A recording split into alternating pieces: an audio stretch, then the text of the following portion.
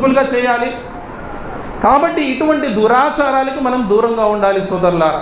ఇటువంటి దురాచారాలకి మనం దూరంగా ఉండాలి. అసలు వివాహం ఎప్పుడు జరిగిందో కూడా తెలియకూడదు.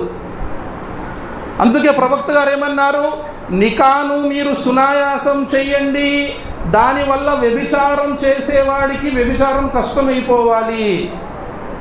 కానీ ఈ రోజుల్లో వ్యభిచారం ఈజీ అయిపోయింది, వివాహము చాలా కష్టమైపోయింది. అమ్మో, వివాహం పెళ్లి చేయాలంటే 5 సంవత్సరాలు సౌదీకి వెళ్ళి నేను సంపాదించి రావాలి, వాడి జీవితం అక్కడే, లేదా అప్పు తీసుకొని వివాహం చేసి ఇంకా వాడి జీవితం ఖండం ఆ తండ్రిది, ఇంకా 2, 3, 4 ఆడపిల్లలు ఉంటే ఇంకా వాడి జీవితం అంతే. ప్రవక్త ముహమ్మద్ సల్లల్లాహు అలైహి వసల్లం వారు ఎన్ని వివాహాలు చేశారు? దాంట్లో కట్న కానుకలు ఇవ్వడం కానీ, లేదా జహజ్ ఇంట్లో సామాగ్రి అయితే అది ఇవ్వడం కానీ ఉందా? ప్రవక్త ముహమ్మద్